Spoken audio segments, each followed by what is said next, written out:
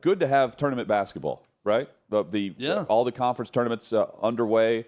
Chad is now resetting what was a winning streak on the sports lines with the betting. And how about my ECU Pirates today? Well done. Really getting it done for me to close out a parlay, 3-leg parlay. You're on a heater, man. Minus 3.5, and I was sweating out at the end of that game as they were going 1 for 2 from the free throw line after being intentionally fouled about 3 or 4 different times.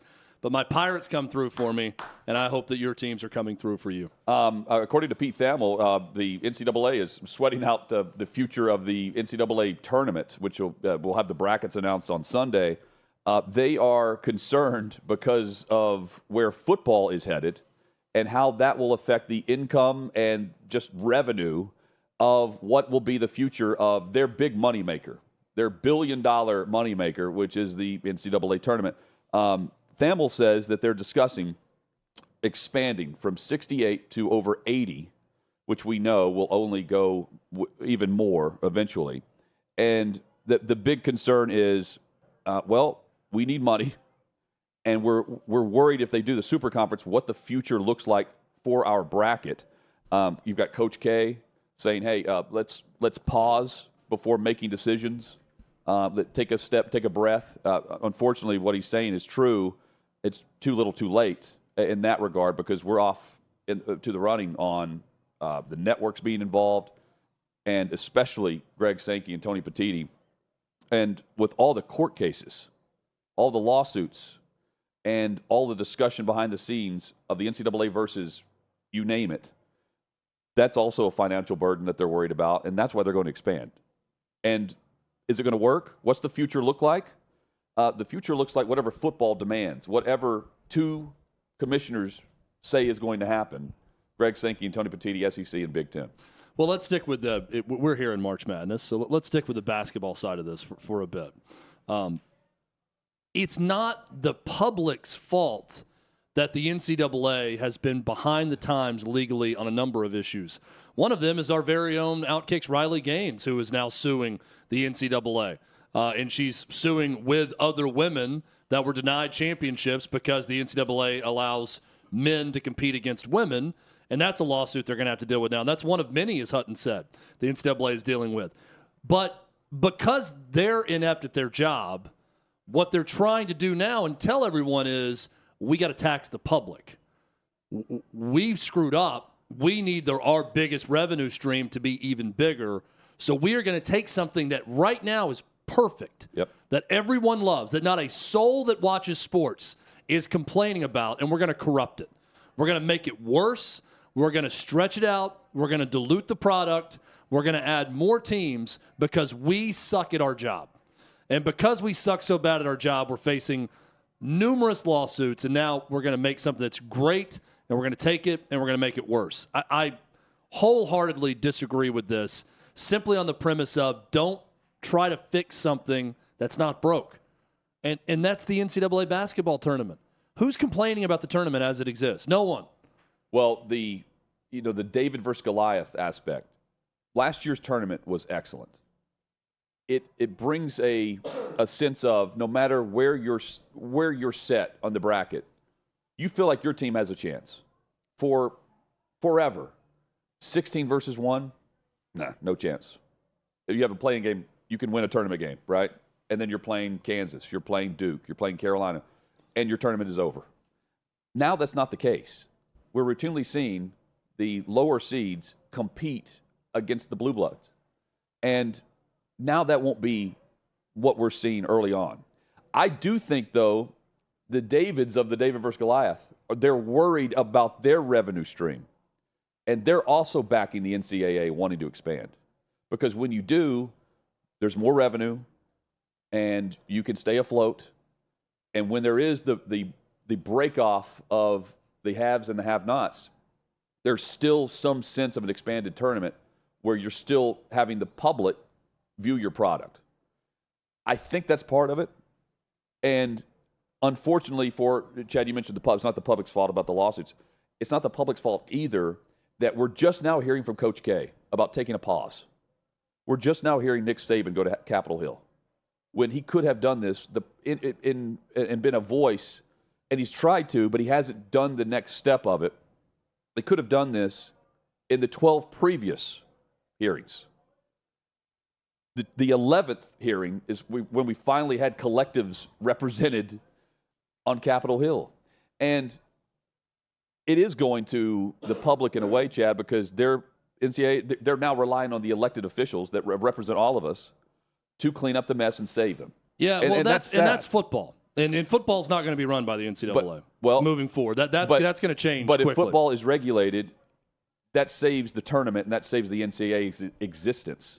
Because there will be an exemption for what they're losing in the courts.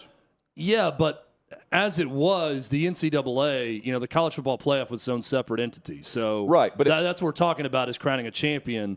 Their deal is the men's basketball tournament. But they want an employee. They don't want athletes to be employees. They want an exemption for that. And they're not even going – I mean, they can't even win on the first phase of what they were going to try to get Tennessee for. They can't go past the first just phase don't. of it. I mean, I don't want to make it too difficult. Don't screw up something that's perfect. Just don't mess with it. Do not mess with the NCAA tournament. I don't think they have to if they still have football. I think they're panicking, and they want to expand to try to sell more inventory and have the common fan who's a fan of Middle Tennessee State or Troy, you just name one, have the vested interest in the expanded tournament because they want to keep the eyeballs on what is $1 billion profit maker into what is what are they without football just in the regular season? You see what I'm saying? I mean, the NCAA tournament is their biggest moneymaker by far anything that they do. Even though the college football playoff those are the games that really matter in postseason. That's the only ones that have some true significance. Yeah, look, what are they without even that entity? I don't know. I'm not interested in the football playoff right now. But we're talking about the NCAA basketball tournament. But it affects the NCAA basketball tournament because Stamble was saying that's exactly why they're wanting to expand. I don't want the NCAA to mess up something that's already perfect. I don't either. And here's what I don't want to hear from Greg Sankey, the SEC commissioner. And he said this to Pete Thamel in the article. And this is absolutely absurd. Okay? And Greg Sankey's a smart guy. And he should know how absurd this sounds. Greg Sankey says, this was in a recent phone interview, talking about expansion of the NCAA tournament, nothing remains static. I think we have to think about the dynamics around Division I and the tournament. Goes on to say, he added that recent runs by UCLA from the first four to the Final Four in 2021 and Syracuse's run to the round of 16, beginning with a play-in game in Dayton in 2018, showed the caliber of power conference teams on the fringe of the NCAA tournament. And he says, quote, that just tells you that the bandwidth inside the top 50 is highly competitive. That number, by the way, top 50. Interesting. Mm-hmm. We are giving away highly competitive opportunities for two automatic qualifiers from smaller leagues. And I think that pressure is going to rise as we have more competitive basketball leagues at the top end because of expansion. Again, I'm not saying that the last low-end automatic qualifiers from a conference tournament are better than teams that are 10-11 in a major conference or 9 or 10 or whatever the comparison may be. That is certainly the case. But this, again, is something that does not need to change.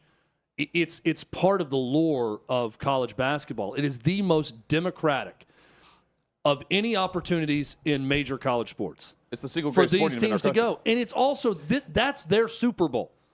Playing against the number one seed for the 16 seed. That is their big moment. That's their big dance. It's not a chance to win the national title, right? If you're a 15 or 16 seed. But it's a chance to shock the world and a chance to be on the same court with some great programs with big-time players.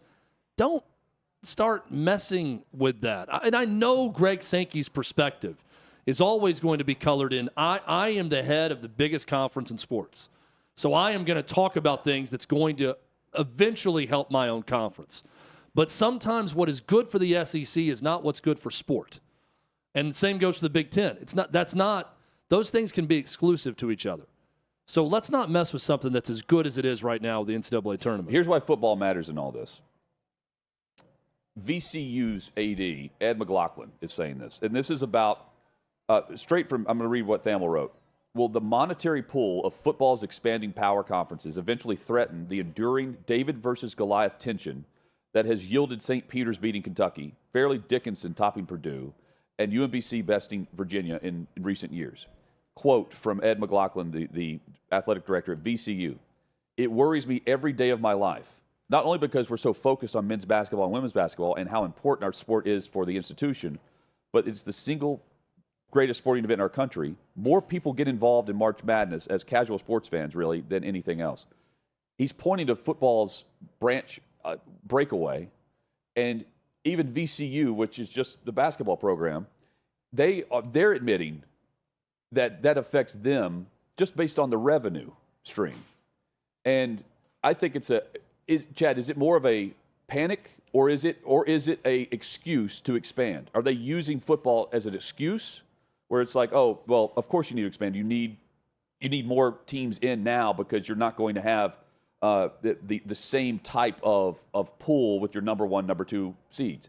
Or is it just, hey, you know what?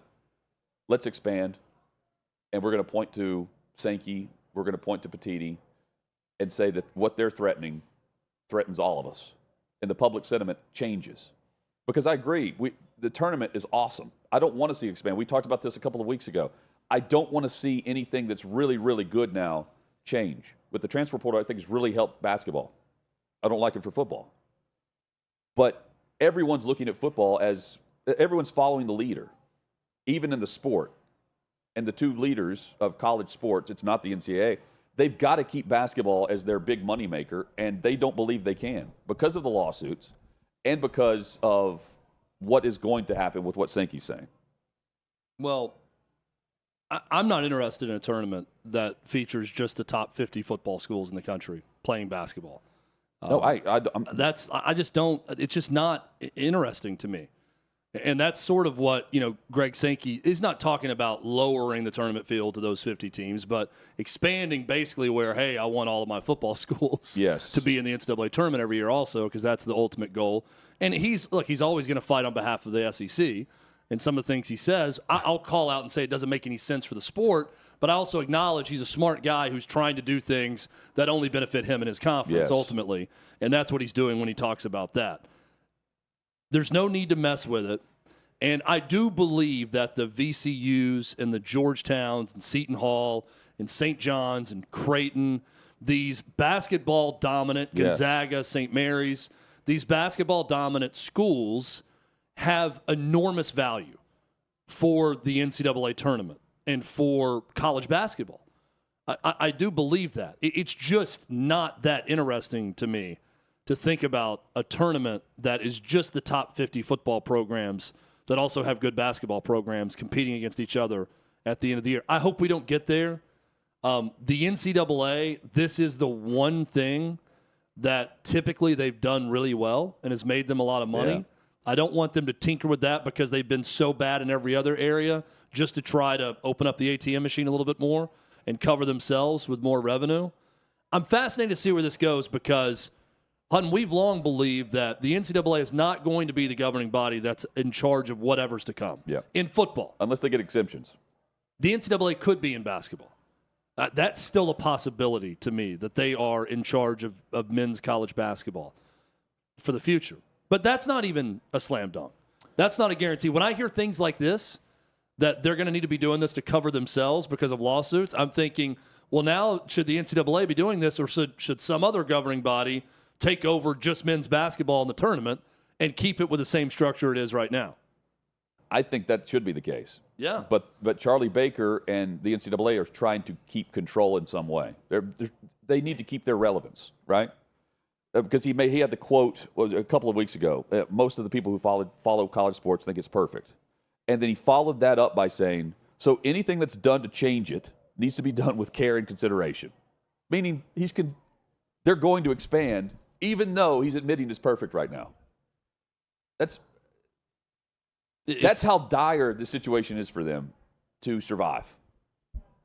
What is the revenue split if in the regular season, if you have the branch that is just the super conference by themselves and the TV deals or anything else they're going to do, and what does the NCAA lose off of that for why they need to expand and make more from a TV revenue standpoint. The deal is up in 2026, I believe. The TNT, the Turner and CBS contract is 2026, and that's also when the college football playoff deal is expiring. Davey can look this up for us. I don't know what the revenue split is. I'm honestly unsure where the NCAA makes a ton of money on football because the leagues have separate negotiating powers to go get their own television rights in football. So they're making that. I mean, they're making like the NCAA FCS tournament, right? Montana and South Dakota State and those schools. The NCAA is out shopping that around to ESPN, whoever carries those football championships. I'm not exactly sure what they're making off football. I'd be interested to know. Bowl revenue is what where it is, they're making that. According to.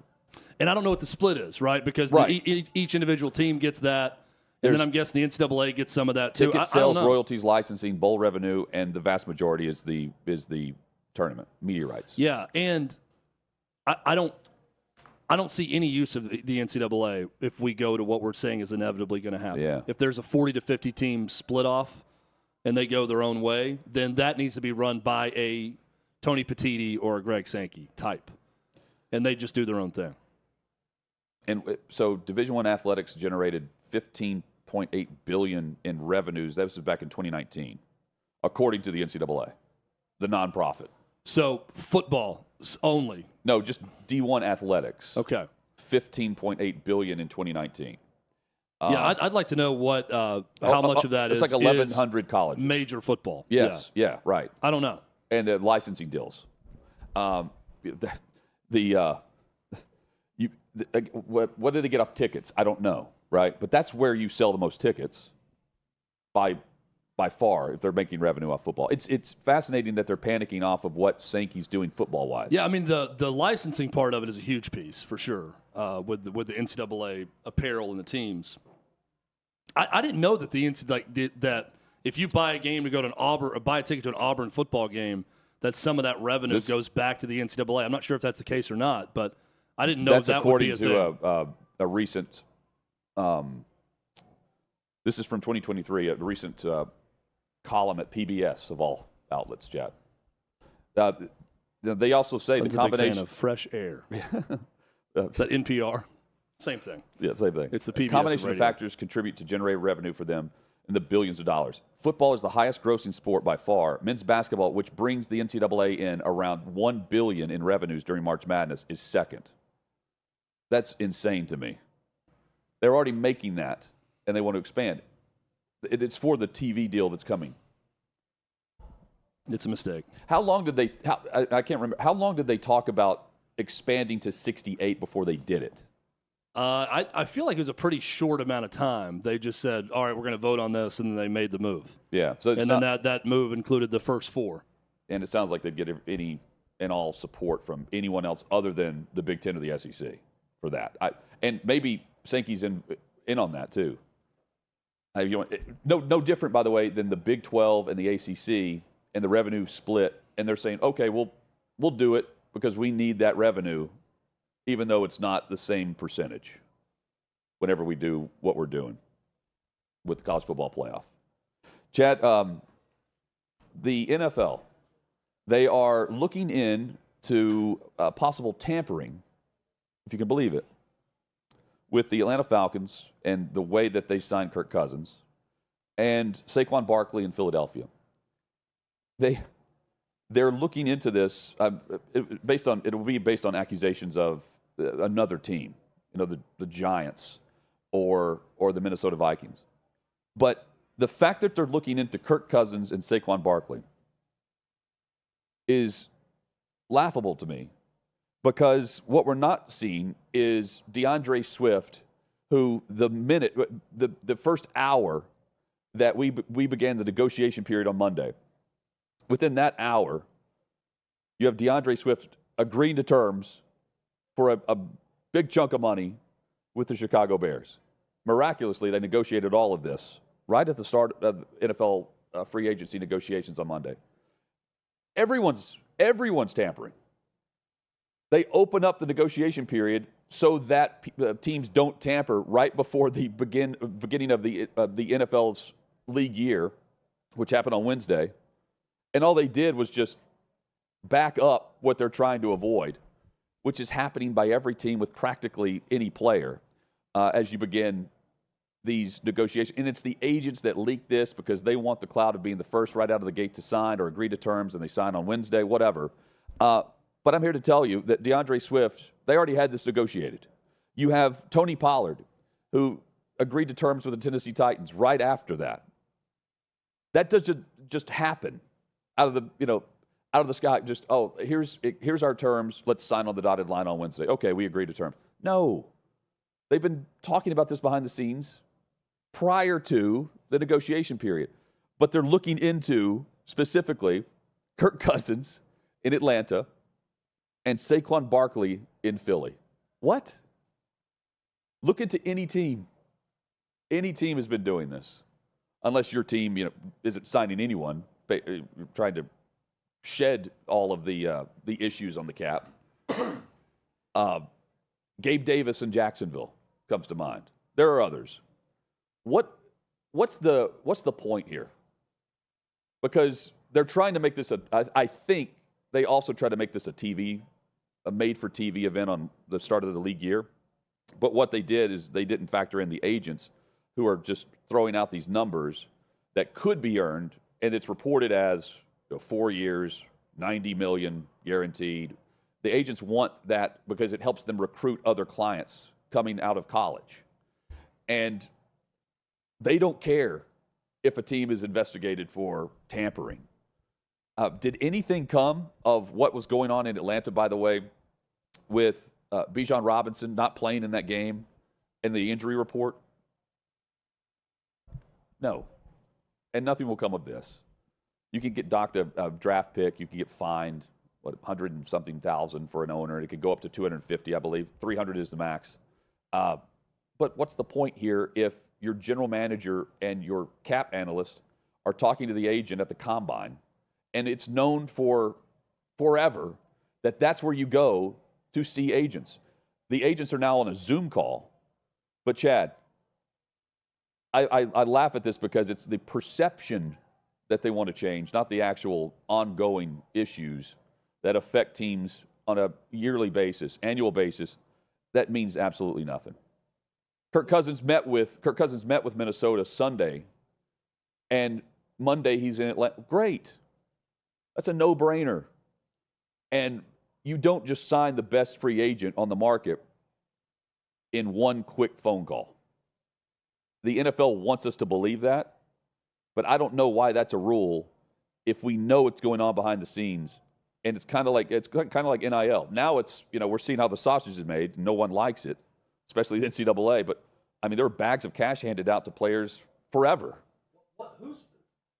Who is reporting these teams for tampering?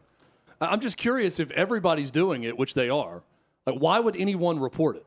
Well, what's the issue? Well, I guess the team that they're leaving feels like that they're the Philly or Atlanta negotiated under the table, and the deal was done even though they were negotiating with their upcoming free agent. It didn't really matter that the deal was already agreed to, but they didn't know that. So they would file a complaint, but the NFL doesn't have to necessarily investigate it because now investigate every team. Yeah, I just kind of anyone that signs in the first half of that day. It feels like a loser move for a team to even report that, given that, as you laid out, Hutton, everyone's doing it anyway. The same teams that are reporting these other teams, they're doing the same thing. Of course, they would think. So I don't. And if someone wants to, I don't. So they get an offer, or their agents, back channeling it and finding out what they're going to do. They're your player. Also, like, you can be doing the same thing with the agent. So just you're mad they left. I don't understand that. It's not like you also don't have a chance to match if you really wanted to keep the player or give them an offer that could make them stay, or the player just wanted to leave. Right.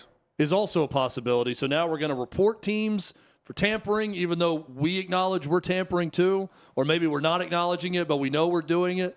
I just think it's a hypocritical move for teams to even report this, to get this whole thing started. And you have conversations that take place, right, between the teams and the player. That would be the tampering. However, Chad, you have, like, for instance, Saquon, 3 years, $37.5 million. My guess would be that the Giants would, especially in the division, the Giants felt like, and this is just opinion, that he was going to leave in free agency first time, right? I would too, by the way.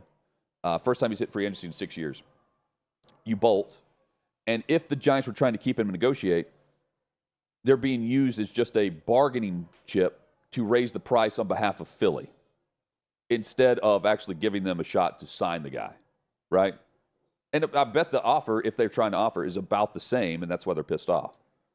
And in Minnesota's case, they just lost Kirk Cousins, and they have Sam Darnold there now. What do you do now? You see what I'm saying? Yeah, I don't. It's weird for anybody to report that. Is my point. I agree. Yeah, violations of tampering rules. Whatever. Hey, good luck. Breaking news, Hutton. Okay. Vanderbilt might care about basketball because they fired Jerry Stackhouse. And you said you're stunned, right? I was stunned when I saw it. I've been very adamant that I thought he would stay because I don't know the commitment to actually being good at sports at Vanderbilt. I don't know. I don't see that commitment across the board. I don't know where their mind is because any other program in the SEC, I'd say 5 years, no NCAA tournaments, they're probably not getting a fifth year.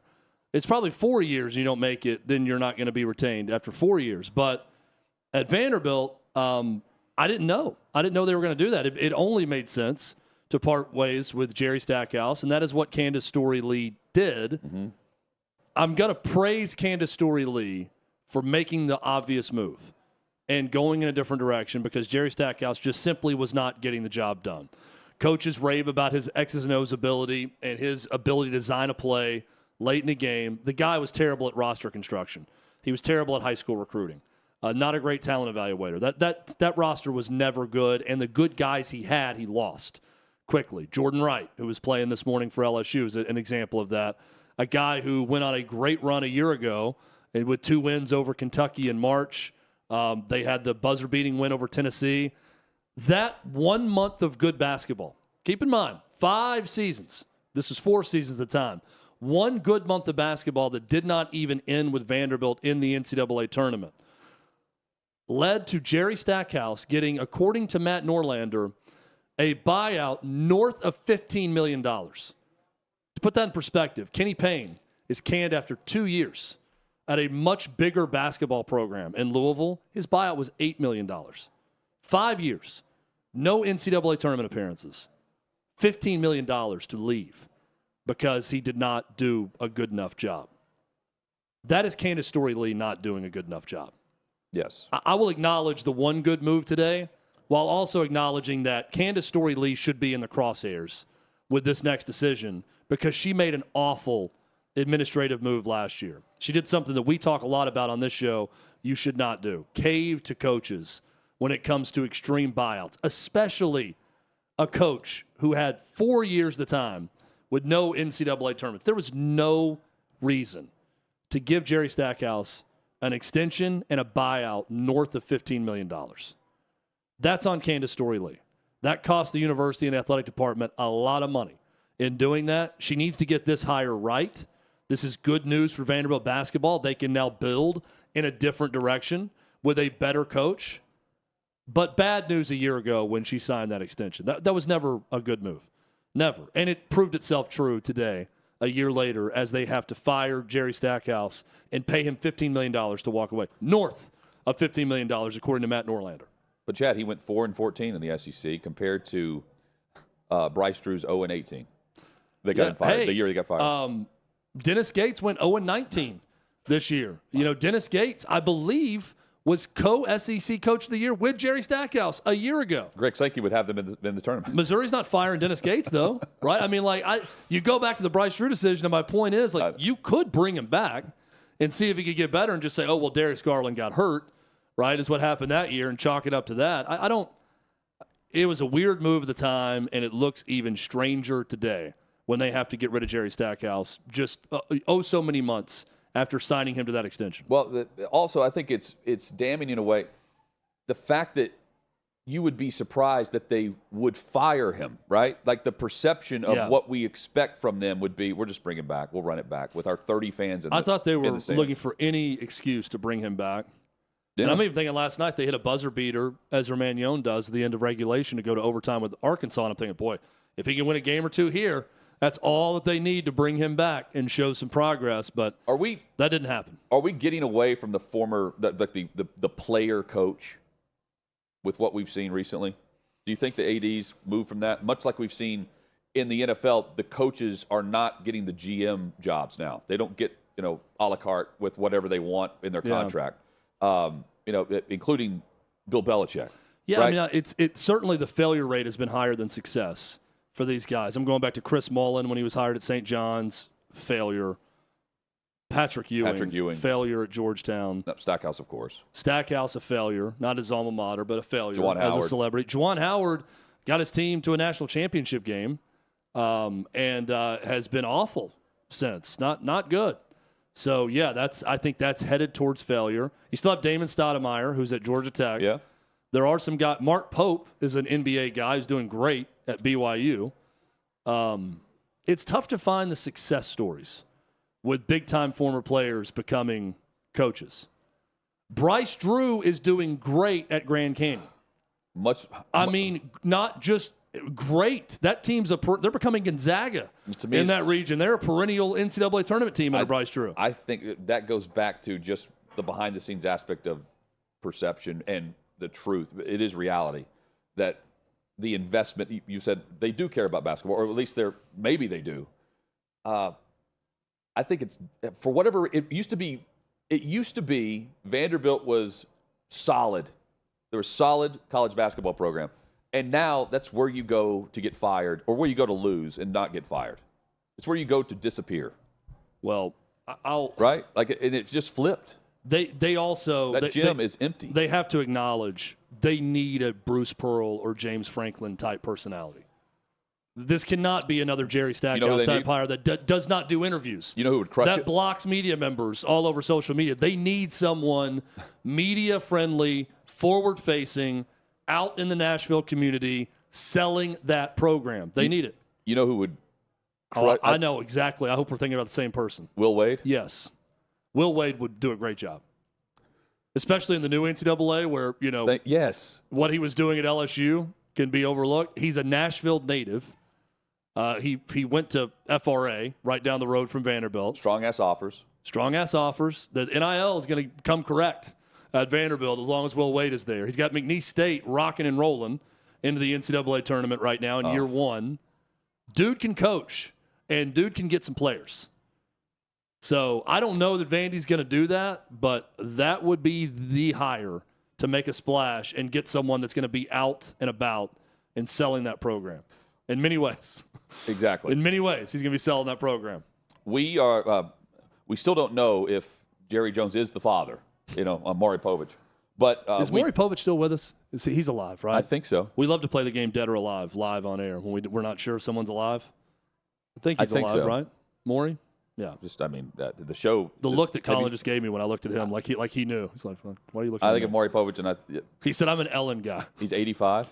He's 85. That's awesome. Maury Povich. Good for him. Well done, Maury. I remember weird things stick with you as a kid.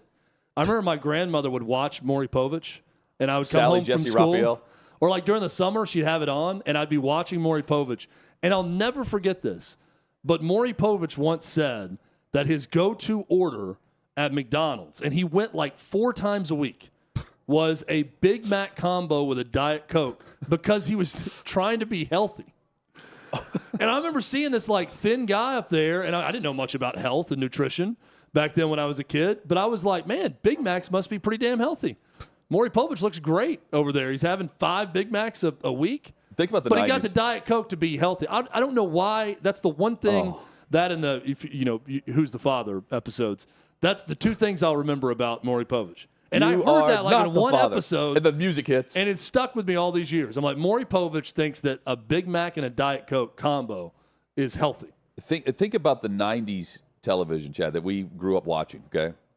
Maury Povich. Yeah. Let's just start with WWF. By the way, the Jerry Jones scandal would be perfect for Maury Povich. It would also be perfect for a WWF Monday Night Raw.